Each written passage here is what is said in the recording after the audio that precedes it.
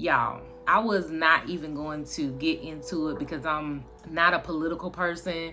I don't watch the news because it's negative, but things do still come to my Google feed, as well as my Apple News, and then of course on YouTube.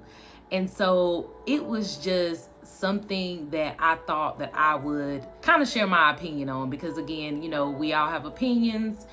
And what matters to you what matters to you, and what matters to me is what matters to me.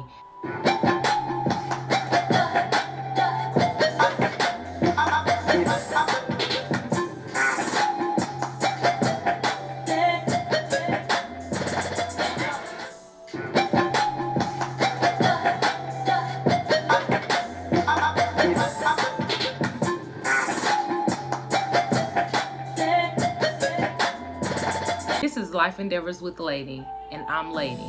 If you are into making dog food that's good, healthy, and natural, dog dehydrated treats,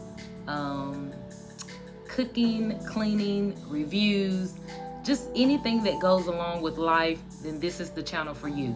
So I want to make sure to let you guys know that I appreciate all the support that I am getting, and I appreciate you tuning in. So if you have not done so, make sure to click the bell so that you know when I upload videos, as well as make sure to subscribe so that you don't miss a video. So I hope life is going well for you. It's going well for me. So today I wanted to talk about Roe v. Wade. And I'm actually going to be dropping a podcast, and the podcast description will be going across the screen, so you can look up here and see how to check out my podcast, as well. It should be going across the screen at the bottom as well, so that you can check out my video podcast here on YouTube, and then my audio podcast, which you can listen to, so that I can get a little more in depth. But on this particular video, I'm just giving my opinion and what I feel we gotta do to, as women, and even as men who are supporting women, to just stand up and say enough is enough. How you gonna tell me what I can do with my body, what goes in or what comes out? And don't get it twisted.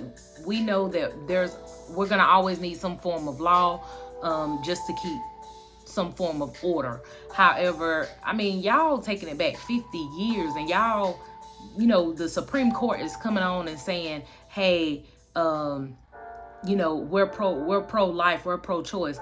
However, there's different things that are going to be happening in people's lives that I don't feel government has the right to stick their hands into and say, oh, well, you can't have an abortion.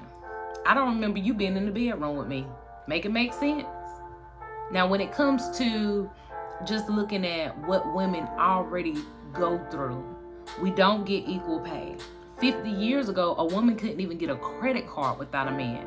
Women are, in the workplace, and women are doing, I believe I read an article or something, or saying something where women are at least half, if not more, of the workforce. We're not even valued, yet they want us to sit back, shut up, and be quiet, and let them control not just finances and household, but our bodies. I remember at no point in my life feeling as if this was okay. So I remember when we were taught about this in school, and they gave you kind of like a summary version of what actually went on, and it's unsettling just to say that, yeah, I dug a lot deeper just to understand really what this case was all about, or why it came to pass. And like I said, I'm gonna get real deep into that on my podcast, but on this particular video, like I said, I'm just disgusted. Like, at the end of the day, these people got life twisted. If I decide for whatever reason that I am not gonna have a child, then that is what it is. It's not up to Congress. It's not up to the Supreme Court. any judicial senate, the House of Representatives, anyone, the president, vice president, the people whom supposed to be in power, to be able to make that call on my behalf, because they don't make the same call on the behalf of men. When a man gets a woman pregnant and he decides, oh, it's his mistress or his side chick, or he just don't want no baby now. For whatever reason, she just turned him off and he don't want no baby now. Or his life is going up. You know what I'm saying? He boiling, like Jim Jones used to say. And now he don't want no baby. Or he didn't want a baby in the beginning, but instead of letting the woman know or making sure to use protection, making sure she was using some type of contraceptive herself, nobody had that discussion. So now it's time, goes past, this woman finds out she's pregnant, she goes to the man. He don't want no baby. Nobody tells a man, oh, okay, so sir, you didn't want to take accountability for your actions, you didn't handle your responsibility, you're gonna have to now get a vasectomy. No, sir, you can't say anything, we're gonna go ahead and snip. You don't deserve them balls, because you ain't handling what you helped fertilize with them balls. Like, let's be honest here. They don't do that to men. They don't take their rights away, because as they say, men are the protectors and the providers, and they are the ones that control everything. No, it don't work that way. It might work that way in the manosphere, but it don't work that way in the real world, because women know that we are just as valued, if not more value than men. And really, in my opinion, I feel like this is more of a political move. This is more of a strategic move. I'm a nerd. I love documentaries. I love reading old stuff. I love history.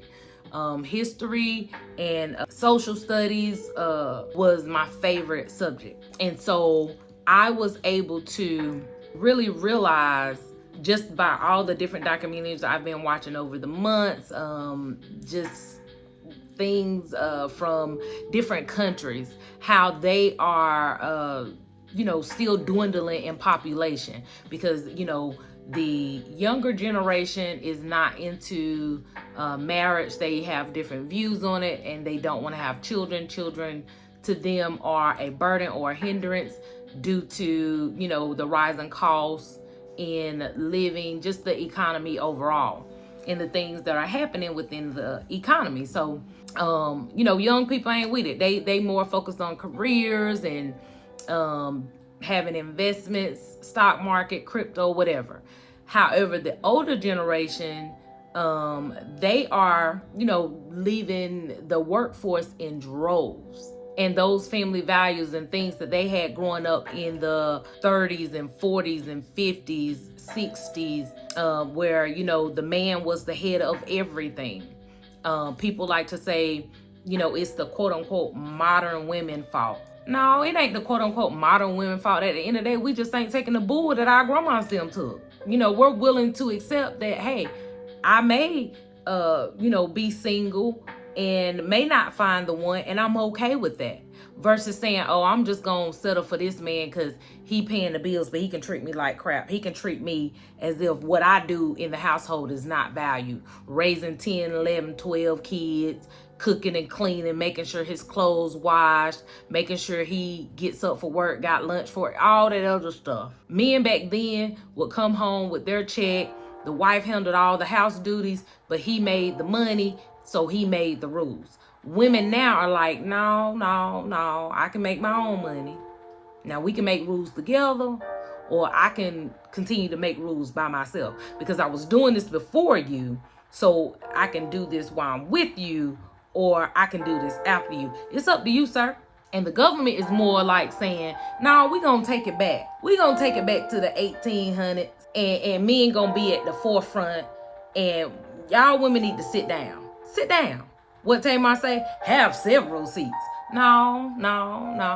We don't mind being wallflowers. We'll stand. Because we have got in tune within ourselves. And we have made the exception to say, okay, I may have to sacrifice some of these things, or I may not receive this type of man, or I may not receive any man, and I'm good with that. And the reason why I say this is because, like I said, this is more of a strategic plan to make sure that the United States population, as it is right now, which is dwindling, like I said, the older generation, the baby boomers, they're leaving the workforce in droves, retiring. Some of them are falling ill, aren't able to work. Some of them are no longer with us. They got to make up that space. And so if you look at it, all these other countries see the United States as superpowers. However, if they don't have the army to go with what they're saying to back them up, they're not going to be in power because they don't have enough bodies to protect America. So therefore, it's like, okay, well, we're going to take that right away. We're going to make them have babies. Because if 100,000 women have babies, 2 or 3, well, we'll start to get those numbers up where they're applying for the Army, the Air Force, the Navy, the Marine Corps, the Reserve, and so on and so forth. There's so many different areas and opportunities that they're seeing here to assure America stays in power. It's not even about really a woman's body and her choice and just it's a child, and it's not about any of that. It's about shoring up America to stay in power, because they're looking at all these other countries, China and some of the other areas like Afghanistan, Pakistan, India, all these areas, all these different countries, whether they're under NATO or not, their population is dwindling because it's like young people all around the world are feeling the same.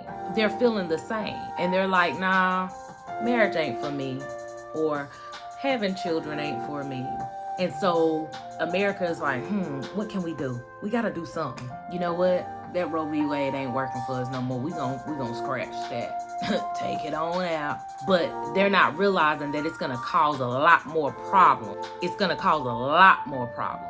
People are going to become more depressed. People are going to become more suicidal. People are just going to worry a lot more, which causes more health issues. Your mind kills you faster than anything. Emotions kill you faster than anything. And everybody's mind is not stronger than their emotions to say, I can handle this. And I say that to say this. Just imagine you were in a situation where you were with a child and you were assaulted, whether it be by a family member or someone you didn't know, and now you're with a child. And these states that are going to implement abortion, and if the Supreme Court decides that they're going to overturn, they're like, if it's incest or rape, they don't care. You still gonna have the baby. And you can report it to the police, and if it's reported in time, then you can file a clause or suit to say, okay, this is the situation. So now it's case by case basis. Which one is it? Is it rape, incest, I still got to have a baby? Or now y'all saying, okay, in some states you can file a police report, and if that is on the books or dockets, within whatever amount of time, then we will possibly allow you to have an abortion. They're not saying if that happens, they're going to allow you to have an abortion. This is a possibility. No, we ain't doing that. Then even in some states, they're even looking at if a person decides, okay, they ain't going to follow the law. I mean, I'm pretty sure we all done been there. We done got a little ticket here and there. Room, down the highway. So we not following the law. We go across state lines and we have an abortion. Well, if anybody that helped us, and even us, can be charged with murder for taking a life, is what they're calling it. Now, I remember in sex ed when they taught us about, the egg itself, and then it becomes a bigger cell, and then it becomes a fetus, and then it becomes a baby. And when you have it, it's an infant. And so there's different stages in a pregnancy. And I'm a mother of 3. I done had 3 of them. So I ain't saying I'm no expert or nothing, I did read the what to expect when you're expecting 1 and 2, because I like to read, so nothing there. But I remember how they explained, the different growth process of, when you're pregnant, and from inception to delivery. Okay, got you. Now, the people that are pro-choice, and then there's people that are not pro-choice, and they look at different instances, and it's across on both sides, the different time frames they feel a fetus is a baby. And some states say, when you first get pregnant, some states say at 12 weeks, some states say at 15 weeks. Either way, they feel like, okay, at whatever point you pregnant, you having a baby. However, now correct me if I'm wrong. It's a life, it's a baby, but the insurance companies won't cover it. And they let you know that if you are pregnant, once you have the baby, you can then get insurance coverage on it. But while you're pregnant with the baby, because it's a part of you, you can't get insurance on it. And then there's some companies, unless it's changed, because I ain't got no baby insurance in what? My oldest is 18, my youngest is 10, so I ain't done it in like 11 years almost. And yet I remember when it was time to get, coverage on my child, at that time, the child had to be living for at least 30 days before, the policy, they go and write up the policy, but they let you know that if the child died within 30 days, there would be no payout. It doesn't matter if you, pay that first premium or not. It would be no payout because the child hadn't been alive for 30 days. Now let that sink in. So I apologize. I did have to stop and start again due to I got a ring at my doorbell. Yet I didn't want to get lost in what I was speaking about. And the thing of it is, women are the ones that carry the child, protect the child, and we are the ones that ultimately nurture the child, raise the child. And if you look back, women have been doing this for years. And I'm not saying that men don't contribute, because they absolutely do, yet it seems that the bulk of it falls on the women. And men, they can always take an out with no consequences, no responsibility, even though, yes, a woman can take the necessary steps to get some type of financial support. But in my eyes, financial support is appreciated, yet I would definitely, more than anything, rather have emotional and mental support for this child, in addition to the financial support. Children will remember what you do with them, how you interact with them, before they remember a pair of shoes that you bought them, especially in the early years of life. They may be able to remember a pair of shoes if you bring it up and try to describe it and things. But if you ask a child, what are some of the things your father does for you or with you or whatnot, and the child will say, oh, my daddy took me to get ice cream, or he took me to go fishing. He's not gonna say, oh, I remember that time my daddy took me to the mall and bought me a pair of Jordans. That's not like one of the first things that comes up. It may come up later as they get older, because they start to understand money and material things more. However, when they're younger, that's just stuff. And I raise my children to always just see that as stuff. So the correlation between women not having the right or the choice to choose, yet men do. Yeah, they are supposed to be the providers and protectors. And hear me when I say keyword, supposed to be. But are they always? What do you think? Are they always? And that's something that, makes me want to drive the point home, that it's not about, the child or the fetus, the inception, the right to choose. It's all about, men want to be able to control women. Congress want to say, hey, if you, for whatever reason, get pregnant by this gentleman or this boy, you're having the baby. It doesn't matter what he wants to do, what he doesn't want to do. It's on you. It's not on him. It's on you. You could have used protection. You could have been on birth control. You could have the IUD implant. And unfortunately, with, technology, things go wrong. But guess what? They're not going to say, oh, I know you've been wearing this implant for 3 years. Everything's been great. You've been able to have,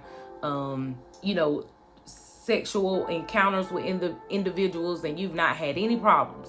And now, all of a sudden, you have a problem and you're pregnant. They're not going to say, oh, we're going to blame the IUD company and they're going to pay for an abortion.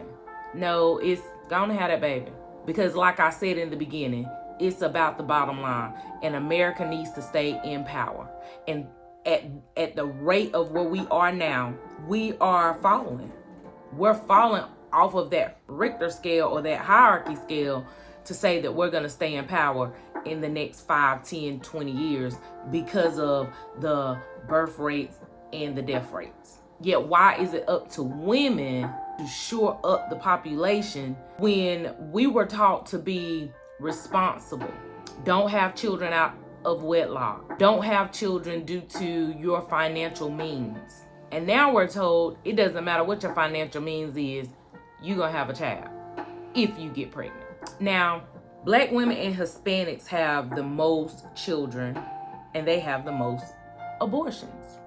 That goes hand in hand.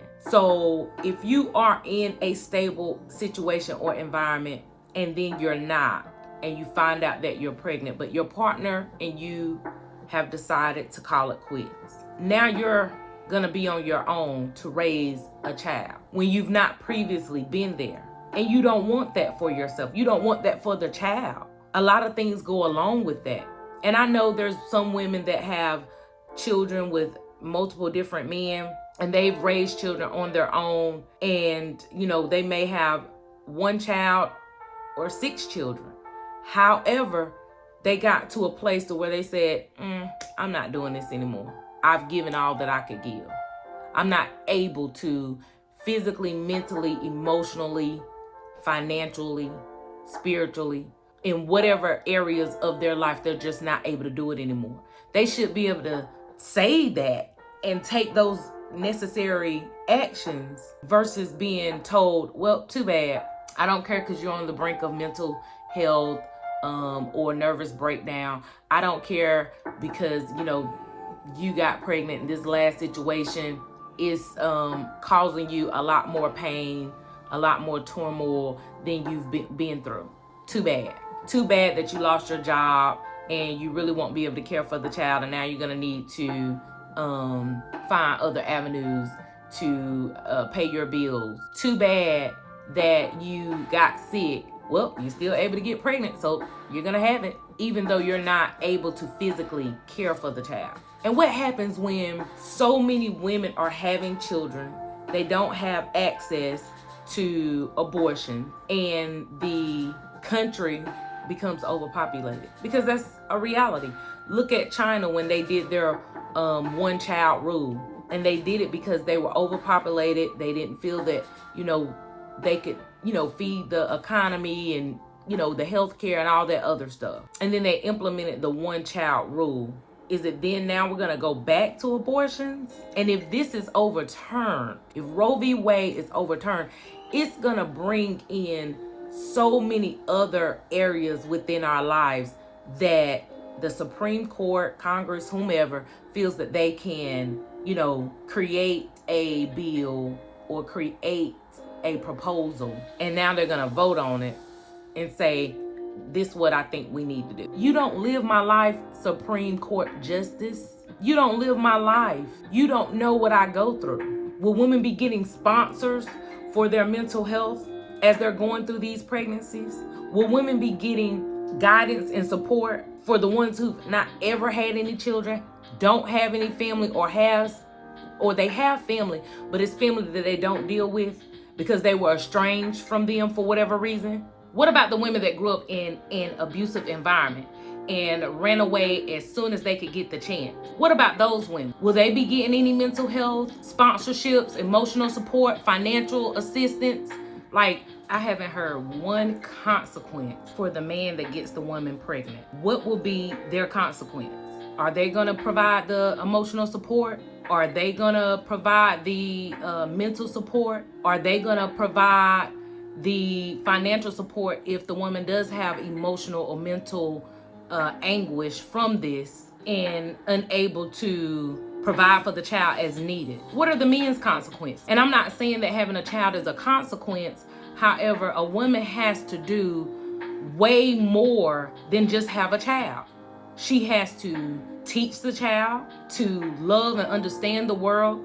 She has to be there with the child, if the father is involved or not. She is the nurturer and the protector of the child, just as a man is supposed to be the protector and provider of the household. Yet I'm not hearing anything about men and what their obligation will be or won't be. Has anybody else heard anything? Because I haven't, and I'd like to. And where is this money gonna come from? That's the other thing. Where is it coming from? Taxpayers? Because doctors ain't doing all this prenatal care for the ones that seek it out for free. And everybody don't trust hospitals or clinics. So some people are going to want to have a home birth or a midwife, having a water birth. Has Planned Parenthood thought about those changes? Has the Supreme Court Justice thought about how they're gonna change the inner workings of Planned Parenthood? Are there gonna be offices or primary care physicians who will be in network with all insurances across the United States to say, okay, you're pregnant and these are the things that you need, and make sure that the woman is able to get those things so the child can be as healthy as possible. And it's so weird to me that they're not even considering children being born with all of these rare genetic disorders that they don't have any medicines to cure. They don't have a way to reduce the pain threshold for many of these children, not to mention the financial issues that people will face. There's a lot of things that go along when you have a child that's disabled, whether it be physical, mental disability. There's a lot that goes along with it. And if you've not ever dealt with it, and now you're faced with, my child has spina bifida, or my child has cerebral palsy, or my child has this rare disorder that there's only been like 8 cases throughout, the whole world. And I had a child and it's only gonna live until 2 years old, but it's gonna be in pain the whole time and then it's gonna die. I just think that's crazy that they're not even looking at that. And so that's why I say we shouldn't, as women, have to take this. How can you make a decision for me and my body?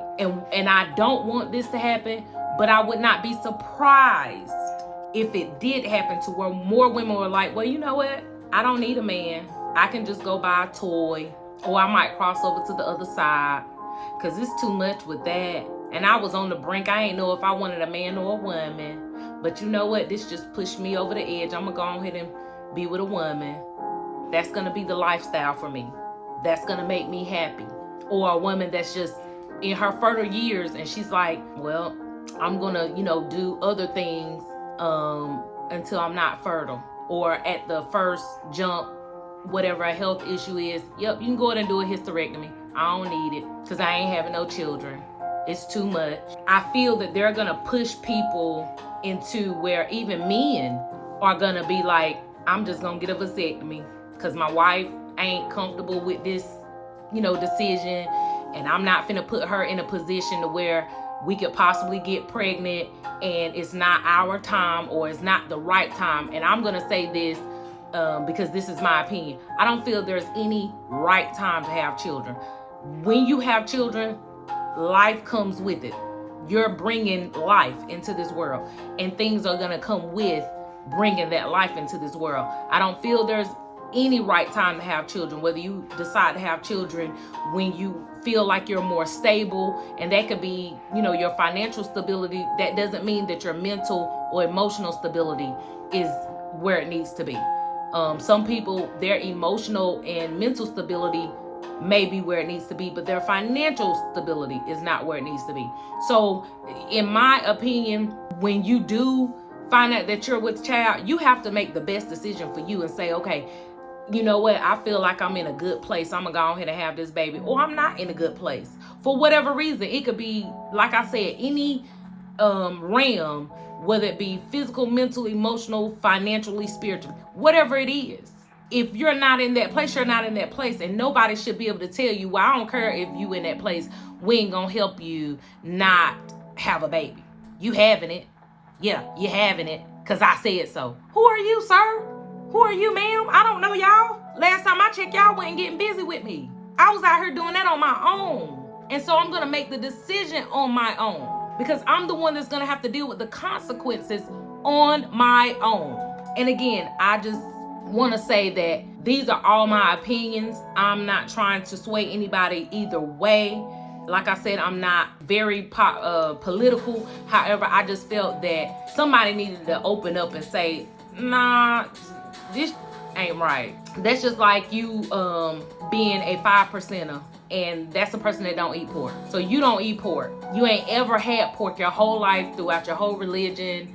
You know, it just wasn't served in your home. When you got older, you just never decided to try it, taste it, whatever. And then here comes the Supreme Court saying we no longer sell we no longer sell beef, chicken, fish, any type of seafood. We only sell pork.